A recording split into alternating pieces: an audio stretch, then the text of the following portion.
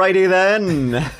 Hey you and welcome. My name is Mike, folks, and you're listening to the That Chapter podcast. I'm joined once again by Junior Associate, Dirty Keith, sitting across from me. Absolutely, a junior. Junior Associate, that's true, Keith. How are you doing today, pal? Good, man. Doing great. Yeah. Good. I'm doing just fine. Excellent. I have an interesting story for you.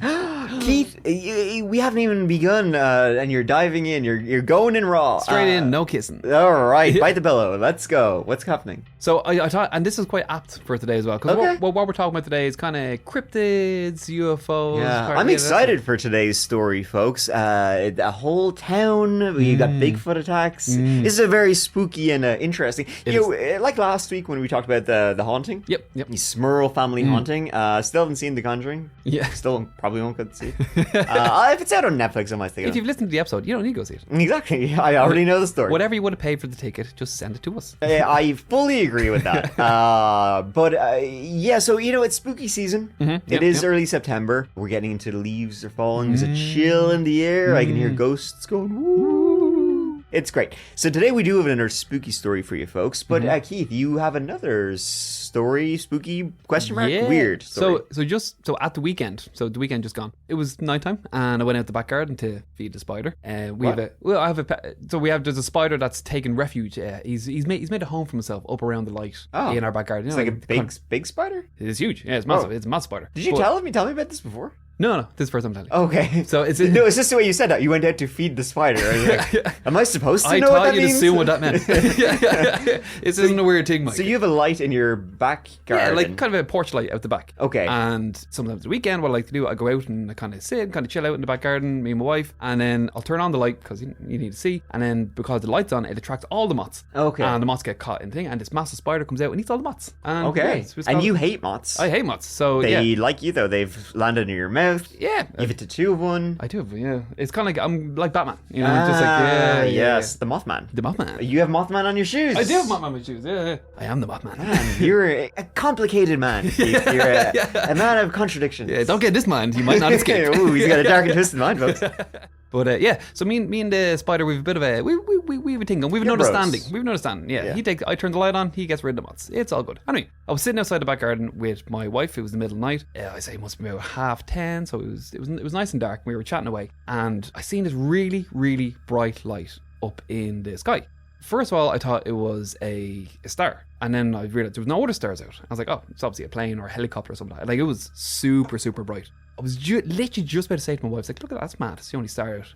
And it disappeared. Completely gone. Wow. It was so weird. It was I haven't seen anything like that before. And I don't know if it's a UFO or something like that, but I'm not saying it was aliens. Okay. I'm just saying there was something seriously bright in the sky, and then it's like that, it was gone. Okay. It was weird. I think it was weird. You're looking at me like a crazy man. That was the story you decided to say for the podcast? This is the ramblings of a man that feeds a spider. What more do you want? The spider is more interesting. You should have stuck with that. Lead with that. Okay. It could have been anything.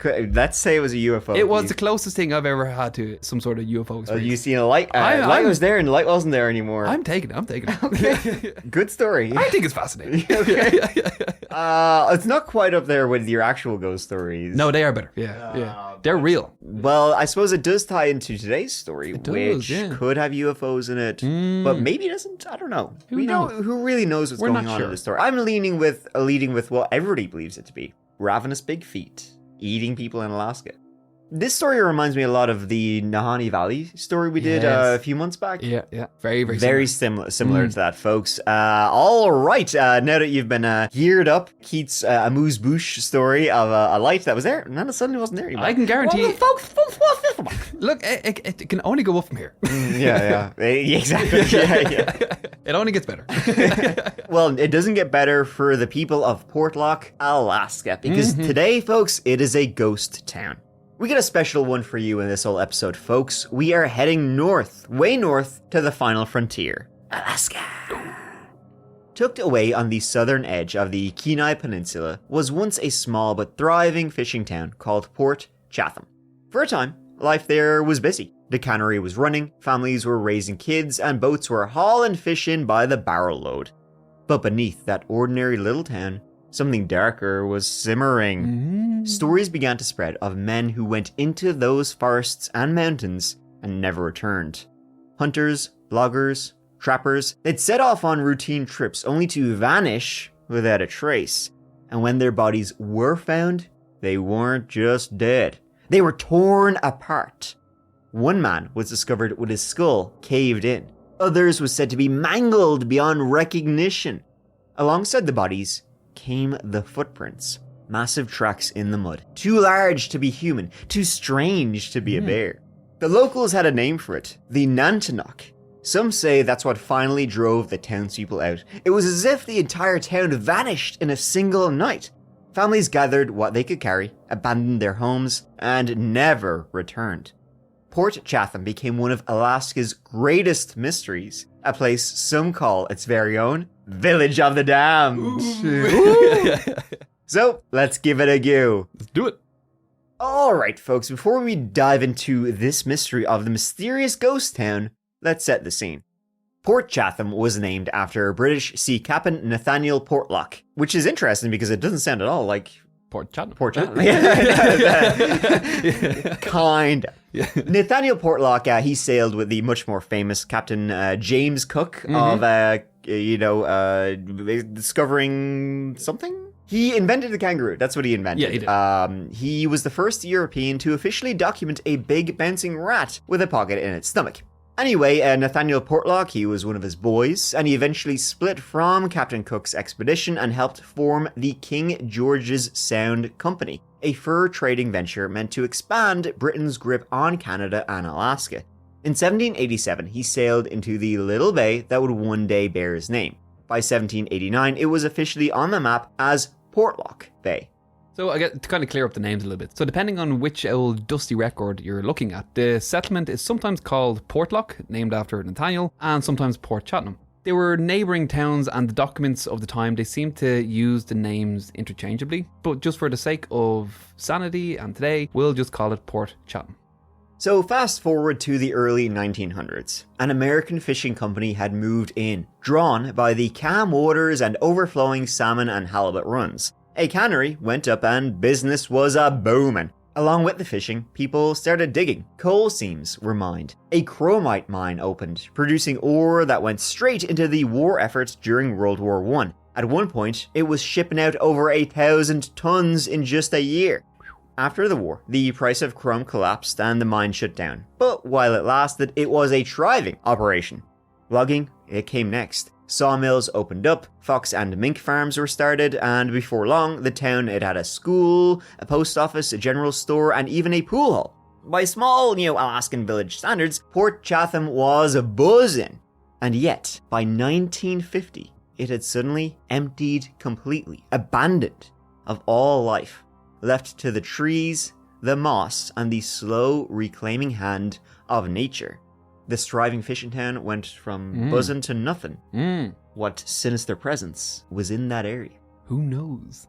Now, ghost towns, they aren't exactly rare in the US. In fact, some sources say that there are nearly 4,000 across the states.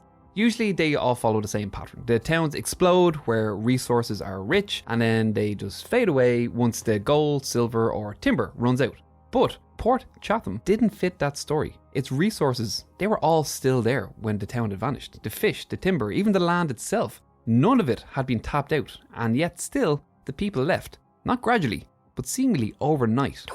So I read a book on Port Chatham called Abandoned: The History and Horror of Port Chatham, Alaska. And the author, he actually makes an interesting comparison to Skinwalker Ranch in Utah. So that place is infamous for strange activity, UFOs, Bigfoot-like creatures, and even the Navajo, legends of the Skinwalkers. So these are shapeshifters who can take the form of any creature that they wish. The new owners of the ranch, they were actually warned not to dig on the property for fear of stirring something up which is best left buried. Skinwalker Ranch. Now that's something I'd love to cover someday. I find it fascinating. We should definitely cover it. Yeah. Really good. So that story, it kind of makes you wonder, could the mines of Port Chatham have done the same thing? Did digging too deep awaken something that was already there? Dug too greedily and too deep, you might say. The mines. This is no mine. It's a tomb. Whatever the reason, the fact remains Port Chatham was abandoned not because it failed, but because something drove the people away. There was something in the woods. So what could drive an entire town to flee in fear? Well, folks, get a load of this. Strange encounters and disappearances were being whispered about in Port Chatham as far back as the early 1900s. In an old issue of Alaska Sportsman magazine, published in 1935, in the letters to the editor section, a woman wrote that she had recently discovered a letter from a distant relative, someone who had once worked as a school teacher at the Portlock cannery in 1905. She quoted from the letter, which described how the cannery had employed a small group of Aleuts during salmon season. Their camp was set up about a mile from the cannery buildings, not far from the shore. Everything seemed routine until one day, the Aleuts dropped their tools, they walked off the job, and they abandoned their camp altogether. The only reason they gave was that there was, quote, something in the woods. They simply packed up and left. Fast forward then from 1905 to 1923. A Port Chatham resident named Sergius Moonin recalled an experience from when he was 16 or 17 years old. He and his girlfriend had been walking out to check the family's fish traps when they suddenly heard a sound unlike anything they'd ever encountered. It started out as a whistle, shrill and unnatural. Then it grew louder and louder until it became so piercing, so overwhelming that their ears were ringing. His girlfriend panicked and insisted that they leave immediately. Reluctantly, Sergius agreed, but the strange events didn't end there. Just a week later, the two of them were walking towards a creek when they heard heavy footsteps crunching along the beach. They looked up and froze. There, striding across the shore, was a massive, hairy figure. It was walking upright on two legs. And here's a little detail that'll make you sit up. Ooh. This wasn't just some lumbering animal. It was carrying a club. It had a weapon. Ooh. So Moonin's girlfriend, she wanted to scream, but he hushed her.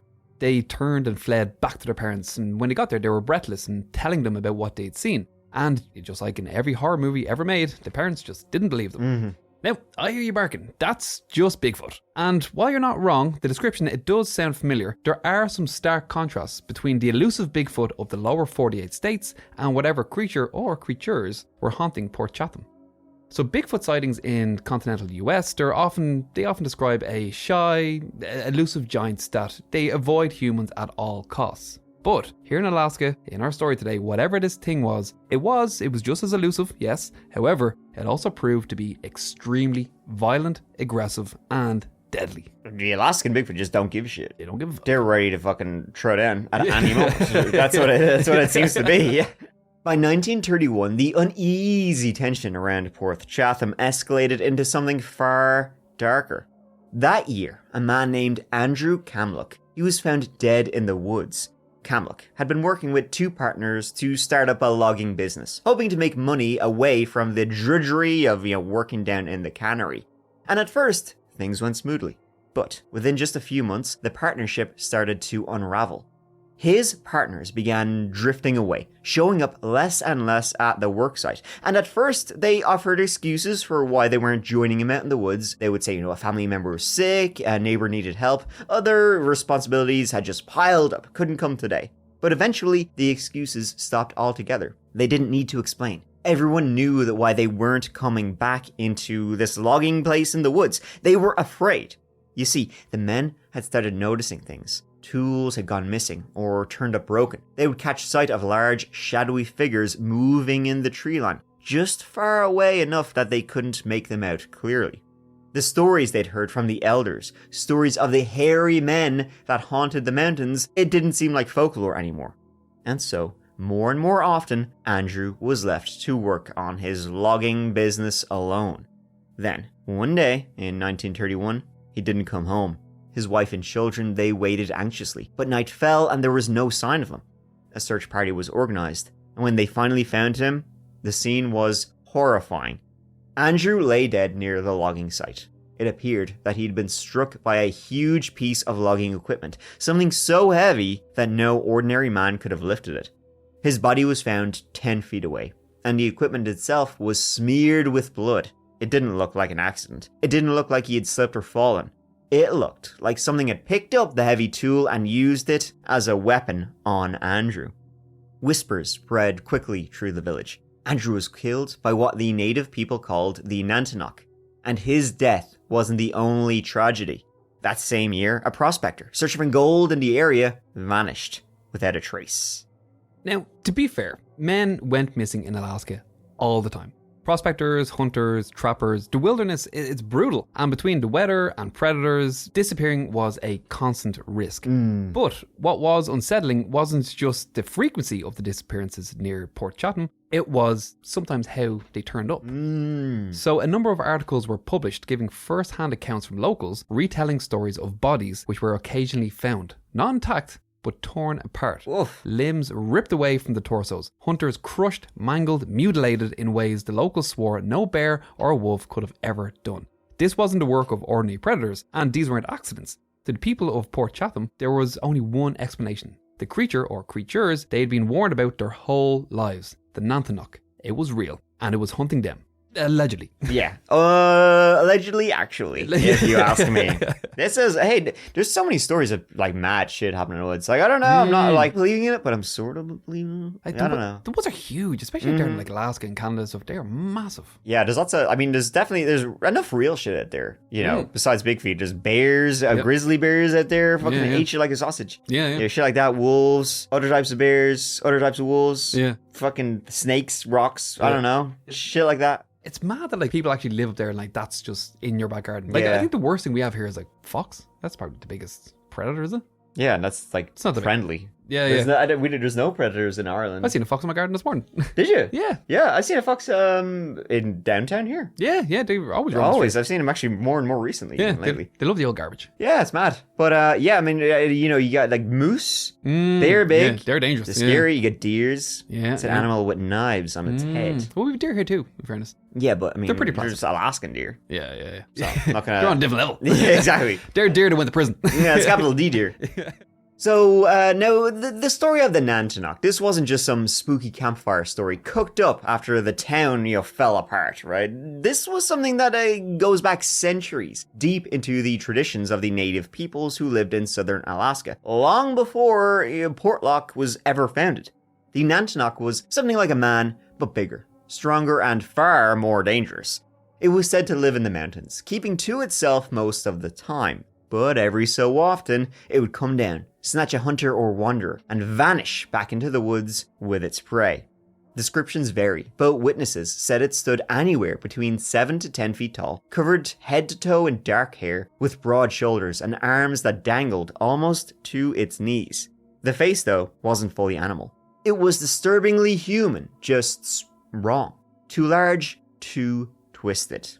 It really does sound like Bigfoot, and plenty of people lump the Nanthanuk into the same hairy family tree. Across North America, you hear versions of similar giants like the Sasquatch in the Pacific Northwest. You even have the Yeti all the way over in the Himalayas. But here's the difference. While Bigfoot is usually thought of as a cryptid animal, one we just haven't proven yet, the Nanthanuk, it was once human.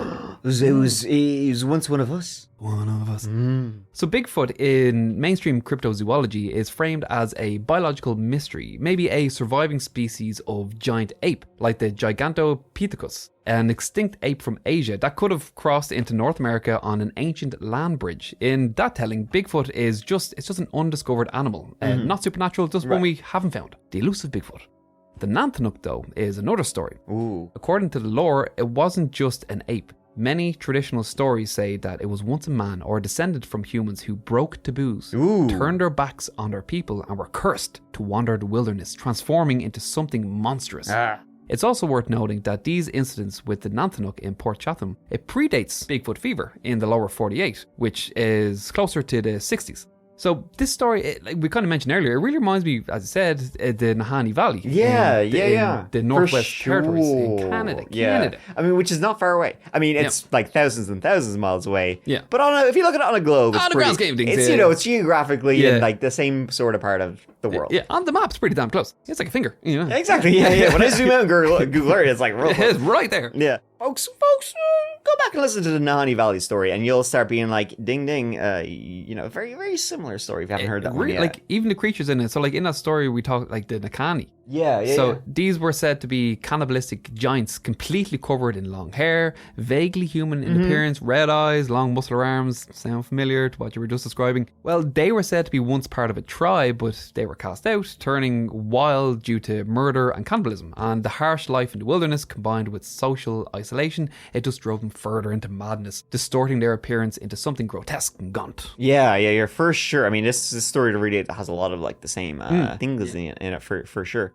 Now, just like the Nanthanuk, trying to pin down their exact origins is also proven quite elusive. These stories, they live in oral traditions, passed through generations, not written down in books or newspapers until, well, recently. They weren't meant for outsiders like us. They were told among families, at gatherings, by elders and hunters as part of the community's own heritage. The clearest account we have comes from mikeohhello, a native elder born in Port Chatham in 1934. So she would have been there when this happened.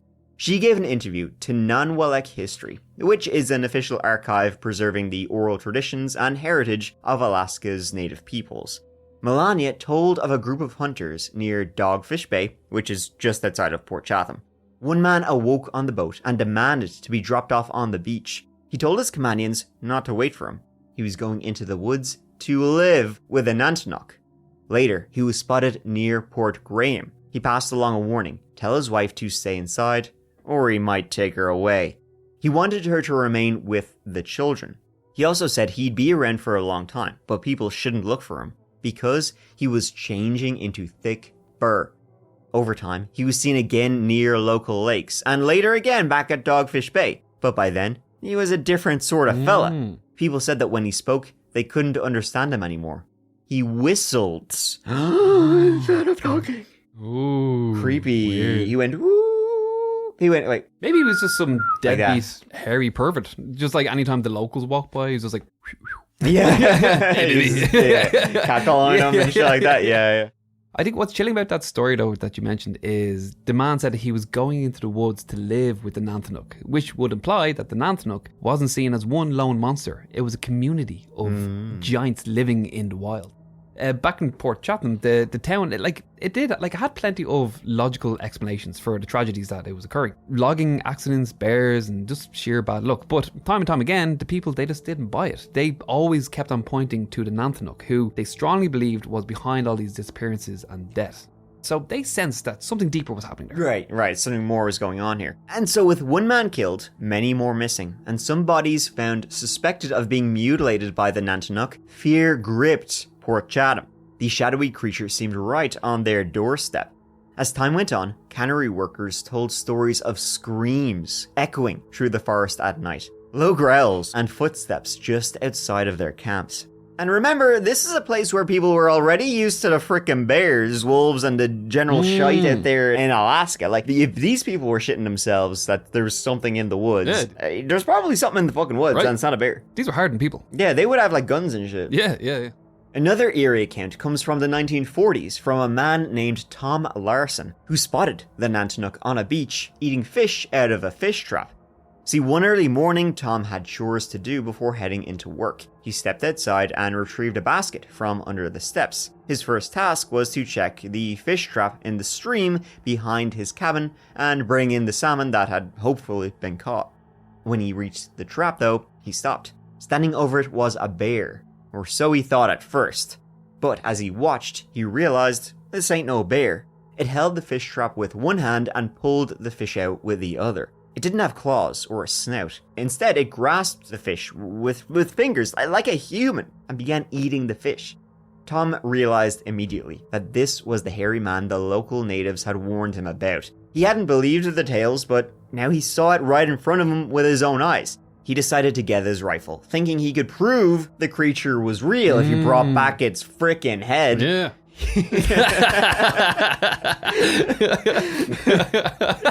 What can we learn from it? Nothing, it's dead. That'd be my first thought. He quietly moved back to his cabin, retrieved the gun, and returned to the stream. The creature was still there, focused on the fish. Tom raised the rifle and stepped forward. The creature, though, noticed him, but did not act aggressively. Tom saw its face, and the expression seemed human. He lowered the rifle and backed away, keeping the creature in full view until he was sure it wasn't going to follow him. Now, these kinds of sightings and strange encounters, they went on for years until eventually the town had enough. Most accounts agree that the postmaster was the very last resident to leave in 1950. Despite all attempts to tame and settle Port Chatham, the land, and whatever haunted it, proved stronger than human will, ultimately reclaiming itself back to nature. Now, even though Port Chatham was officially labelled a ghost town once the last resident left, a place like this, it's always going to draw adventurers. So, and like the stories, they didn't stop when the village was abandoned. In 1968, a goat hunter claimed to have been chased by the creature while hunting in the area. Then in 1973, another group of hunters, they took shelter near Dogfish Bay Lagoon during a 3-day storm. And they experienced something far more unsettling. So they'd pull their boat ashore, and to get away from the storm, they had a quick meal, and they turned in beneath their dark green canvas, which was their tent. As the storm grew and the wind howled, sometime around 2 a.m, one of the hunters woke after hearing footsteps outside. He quickly woke the others, and they could all clearly hear creeping footsteps moving in a circle around the tent. So it didn't sound like a bear. Whatever it was, sounded like it was walking on 2 feet. Ooh. The group, they huddled together, flashlight and rifle at the ready, listening to slow, deliberate steps just around 10 feet from their tent. When they finally summoned the courage to peek outside, there was nothing. No tracks, no creature. Ooh. So this happened the next night, but by the third night, they decided that if it returned, they would confront it. But unfortunately, it never came back. When the weather cleared the next day, they just packed up and left as quickly as possible. Fast forward then to September 2018. Ooh. So this is when the adventurers started arriving. Oh, hell yeah. So the folk stories of Port Chatham, they caught the attention of a research team called Extreme Expeditions Northwest. So they planned to investigate the existence of the Nanthanuk. So during the expedition, thermal cameras, they actually recorded what appeared to be a creature on 2 legs with the body shape of the video game character Donkey Kong. Big head, no neck, arms moving up and down as if agitated. This is their description, by the way. That's not mine. Okay. That's not me being trying to funny. That's their actual description. Okay. So the footage was actually featured in the documentary In Search of the Port Chatham Hairy Man, Portlock, Alaska. I'm Googling it. I'm literally opening YouTube because I have not seen this footage, and I want to watch it. It's pretty decent. As Mike said, you can see it on YouTube.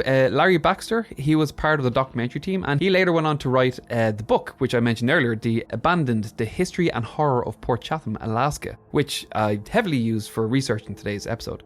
Now, as the filmmakers themselves said, the footage on the thermal is not exactly the Patterson-Gimlin film, the famous video of Bigfoot walking out of the woods film, but it's something. And to be honest, even calling it something might be giving it a little too much credit. I couldn't see a thing. Yeah, I'm looking at it right now, and this is like dog shit. Like, seriously, it's just pixels. You cannot see a single thing. It's just a smudge. It's literally, it's worse than a smudge.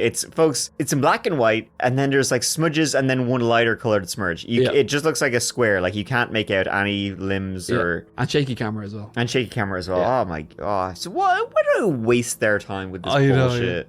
Now, in the book, Baxter, he describes a phenomenon many Bigfoot researchers have encountered, often called the curse of Bigfoot. Yeah. So essentially, a researcher has an encounter in the field, but by some inexplicable event, it happens. Batteries die, cameras run out, equipment fails, and the moment goes by unrecorded.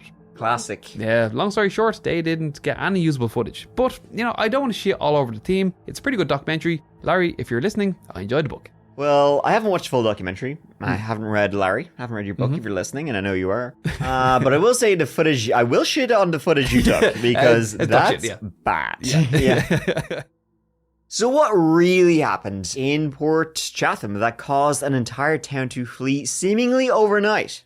Well, some things might be able to be, explained away. Ghost towns, they usually form when resources run out, but Port Chatham was still thriving when it was abandoned in 1950. The problem started with the town's big sawmill, the lifeblood of the local economy, supplying lumber for all the businesses in the area. When the sawmill burned down in an unfortunate accident, it was a huge blow. Soon after, the government imposed new restrictions on salmon traps. So with no sawmill to produce lumber and stricter limits on the traps they already had, local fishing businesses struggled. And when the fishermen couldn't catch enough salmon, the cannery, which was the town's other backbone, that had no choice to close. So unlike other ghost towns that used up their resources, Port Chatham simply lost the means to process and refine its resources. Businesses cut their losses and just simply left. With the town's economic pillars gone, there simply wasn't really much reason for anybody to stick around. Yeah, like without work, the departure of the residents, like that makes sense. But it doesn't explain the mysterious deaths and disappearances. After all, there's no smoke without fire. And speaking of fire, where was Bigfoot when the old sawmill burnt down? Conveniently elusive, I bet. It was Bigfoot, wasn't it? Definitely Bigfoot, yeah. Of course. Out there lighting fires. Yeah. So the rational answer for these mysterious deaths and disappearances is simply Alaska's dangerous. It's huge bears, wolves, moose, treacherous terrain, brutal weather, hunters, they go missing, and it's not unusual. And if the nature doesn't get you, your job just might. According to the US Bureau of Labor Statistics, the most dangerous job in America is logging. So logging workers have a fatal accident rate of 33 times the national average. Close behind is fishing and hunting, which you also do a lot of. Honestly, like it's a wonder more people don't die in Port Chatham. Rumors relating to the deaths and disappearances were spread quickly around town, but there were no official investigations conducted. The only name we can trace is Andrew Kamluk, the man killed by his own logging equipment. There is some record of him living in Port Chatham in the late 1920s, promising, but no death certificate exists. Now that doesn't necessarily disprove this story though. Record keeping in small, rural Alaskan communities was spotty at best. And after the town emptied out in the 50s, any existing documents could have easily been lost. Beyond Kamluk, there are no firm dates or records for other supposed Nanthanuk victims. Now the fear of the Nanthanuk, like it existed in native traditions long before Port Chatham. When people, they began to go missing or deaths happened with no explanations, folklore, it kind of took root in an isolated, frightened community as a way to make sense of the unexplainable. Once that seed was planted, paranoia did the rest. So there's a psychological phenomenon called pareidolia, where people perceive meaningful patterns in objects. And applied here, people, they could just misinterpret trees, stumps, or even bears as the Nanthanuk. Sure. A sudden sound, shifting a shadow, or a movement in the distance, it could trigger adrenaline spikes, and clear thinking just goes straight out the window. Yeah, and stories and lore also prime people to see what they expect. In short, a community rich in folklore used legend to explain the unexplainable. Then the town's, economic backbone vanished, leaving little reason to stay, and people just packed up and left. Maybe it really was that simple. But the truth is, I don't care about that. Never let the truth get in the way of a good story. So let's theorize about what really, that's what the man wants you to think. Backbone, economics, government, blah, blah, blah. That's what Bigfoot wants you to think. Yeah. The Nanthanuk, I got your number, buddy. Let's talk about the more interesting theories. And there are plenty about what really happened at Port Chatham. They range from the bizarre to the outright supernatural. Keith, take us away. So one claims that in the 1700s or early 1800s, a Spanish galleon wrecked off the Pacific Northwest while carrying a cargo of apes. So the animals, they allegedly escaped into the wilderness, they survived, they bred, and then somehow became large and hairy, human-like beings which are now called the Sasquatch. Perhaps the Nanthanuk were just a pile of damn dirty apes. Unfortunately, there is zero historical archaeological evidence to support this. But I think it sounds good. I think it sounds good. I mean, there is proof of creatures evolving in very short time periods. For example, there was these conquistadors from like the 1600s who were searching for the Fountain of Youth in Florida, who went into the woods there. They didn't find it, but over time they just descended and they turned invisible. The skin turned invisible. Right. Yeah. It was in an episode of The X-Files. Oh, okay. So there is proof that this can happen. It was on TV. Yeah, TV doesn't lie. That's proof, though, that people, it can happen. You call me a liar? No. It does happen. Yep.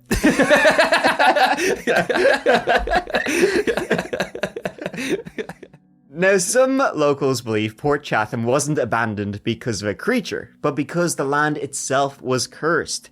The unexplained deaths, eerie atmosphere, and sudden collapse of the community, some say the area is haunted, touched by evil. Another theory links the disappearances to the Alaska Triangle, a region connecting Anchorage, Juneau, and Utqiagvik, formerly Barrow. Now, technically, Port Chatham sits about 150 miles outside of that, mysterious triangle. But it's close enough. Like, once again, when you look on the map, it's right there. It's real close when I zoom out. Yeah, like, right? 150 miles by Alaskan standards, sure, that's just down the road. Should do that in the day. Yeah, sure, you can walk. Interest in the Alaska Triangle peaked in 1972 when a small private craft carrying U.S. House Majority Leader Hale Boggs vanished between Juneau and Anchorage. The search and rescue effort was massive. 50 civilian planes and 40 military craft scoured 32,000 square miles, larger than the state of Maine, and found absolutely nothing. Ooh. Taken by the Nanthanuk. Possibly. Since 1988, over 16,000 people, hikers, airplane passengers, locals, and tourists have disappeared in the Alaska Triangle. The missing persons rate is more than twice, that's 2 times, the national average, and many are never found. Some think this points that this points to something beyond simple misadventure. Explanations range from energy vortexes, pockets of concentrated electromagnetic energy that disrupt navigation, time, or space, to alien activity. The area is a UFO hotspot, so extraterrestrials are often suggested. Like Keith himself I knew it. has seen lights in the distance that turned off. Clear activity of UFOs. Even I thought it was Bigfoot. I knew it was aliens. So another explanation comes from the indigenous Tlingit people, who tell of spiritual gateways or portals and shape-shifting demon known as the Kushtaka. So this creature is part human and part massive otter. Ooh. And it's said to lure travelers to their doom. It can take human form, tricking its victims and then drowning them. Oh. It's not only to kill, but to steal their souls and prevent them from reaching the afterlife. In some stories, the victim is then transformed into the Kushtaka themselves. So the creature is infamous for its deceptions, drawing people in by mimicking the cries of children. We heard cries in the woods earlier on, that's what the worker said. Yeah. And the desperate gasps of drowning victims, or by appearing as a lost or injured person in need of help. Okay. So they lure you in and then this otter man would kill it. Wow, that doesn't sound like fun. No, that's a bad day. So today, though, Port Chatham is in ruins. The cannery, long gone. The houses have rotted away. The forest has swallowed it all. We may never know exactly what happened in Port Chatham, why it was seemingly abandoned overnight. Whether it was the Nanthanuk or something darker, we don't know. Or if it was simply overactive imaginations filling in the gaps when what truly happened was pretty mundane and government regulations and burning down buildings people just kind of effed off. I don't know, man, that sounds pretty out there. That sounds pretty out there, and no. I reject that. Yeah. Even now, though, fishermen who harbour in Port Chatham to escape storms or rough seas whisper about tall, black shadows moving along the coastline. The people of Port Chatham may have left, but maybe, just maybe, the Nanthanuk never did. Ooh. And that's enough for today, folks. That's today, the story of the ghost town. The big feet who laid siege to a town, if you will. Fascinating story. Really, really good. It's no light in the sky. But no, that was the real, folks. Yeah. That was the highlight of today's the episode. highlight. Was Keats seeing a light in the sky that just kind of went out. So Yeah. what was the deal with that? I said it was all up from there, but I was wrong. That was a highlight. It was a highlight. It was all down from there. Yeah, for sure. All right, folks. Thank you so much for tuning into today's episode of the That Chapter podcast. It means a lot to me. It means a lot to Keith. And yeah, as always, please check us out wherever you get your podcasts, and we shall talk to you pretty soon. Probably like next week, I guess. Yeah. Yeah. So look forward to that. See you next week. All right. I'll see you. All right. Thanks, folks. Take care of your take care of your chills. We already said goodbye. And muck in the mood. Bye. Love ya.